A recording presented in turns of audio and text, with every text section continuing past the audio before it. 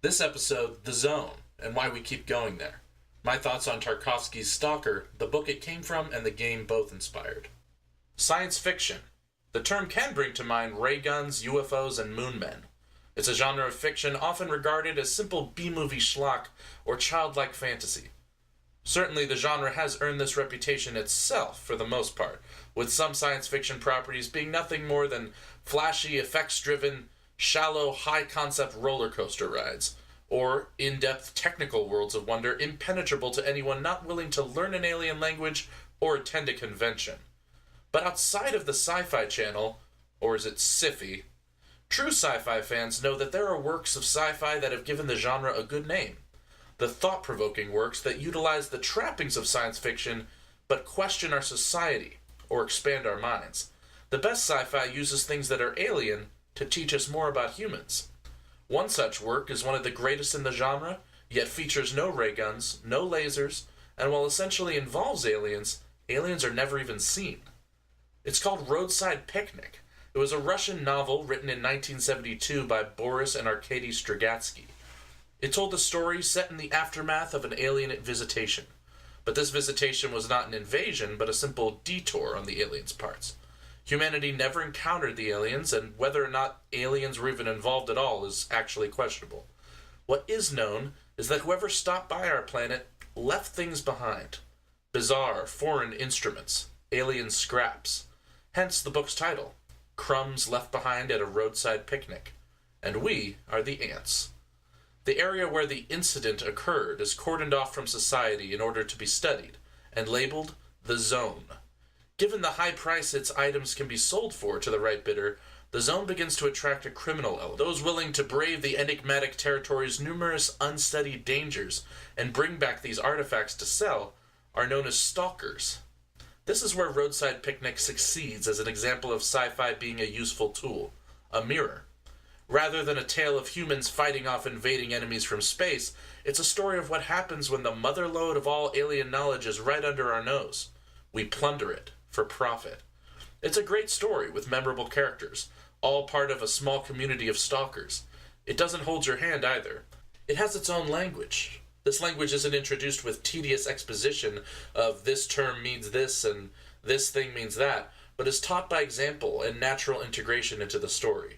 It jumps around in time throughout the book, switching character perspectives and narrative styles.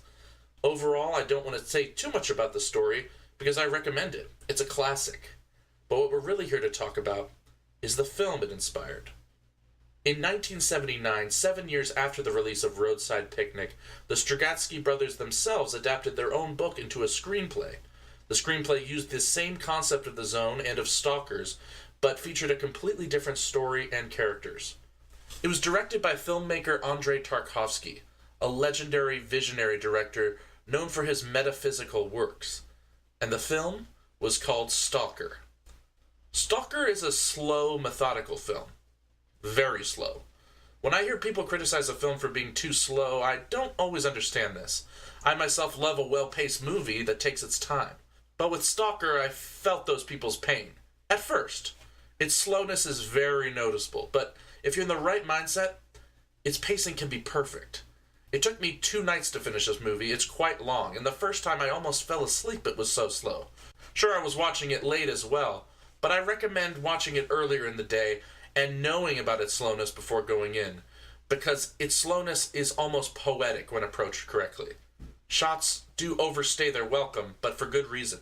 The ambiance and atmosphere of the film is created by these extended shots that make you feel like you're living in the zone.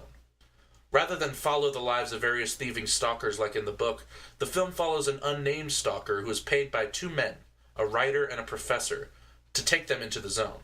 It's obvious that these aren't simple tourists, but their motivations for wanting to visit such a strange and dangerous area are unknown at first, and slowly, and I mean slowly, are revealed as things progress.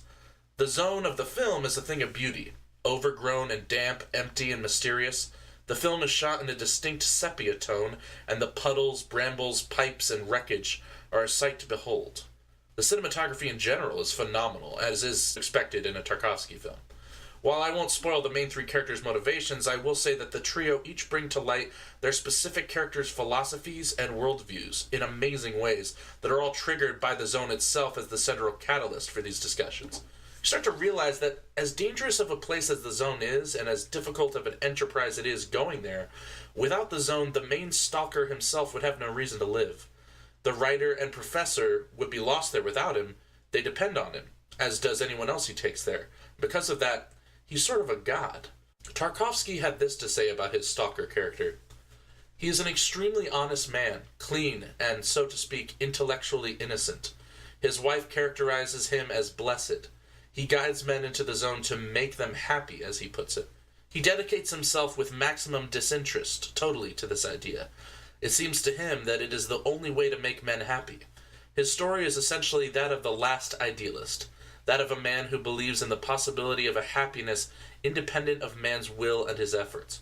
His profession gives a total and exclusive meaning to his existence. He's like a priest in the zone. During his voyage into the zone, under influence of those whom he is guiding, loses his own faith, the faith in the possibility of making anyone happy.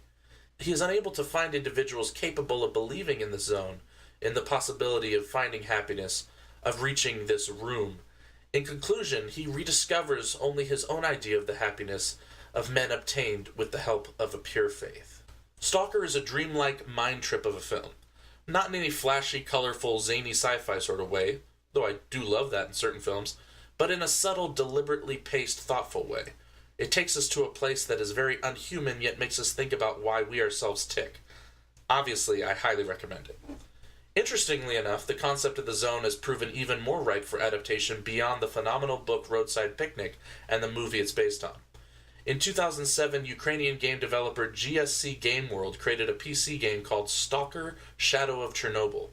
Whereas Roadside Picnic was set in an unnamed North American area, most likely Canada, and the film's location is also never named, Shadows of Chernobyl definitely sets its take on the zone in the crumbling remains of the restricted city ruins of Chernobyl, site of the famous real-life Chernobyl nuclear disaster.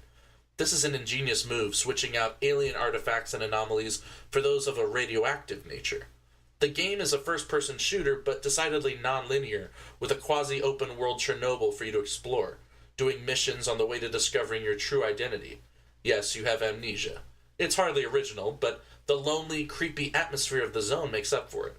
The shooting is weirdly inaccurate at times, and some bugs are present.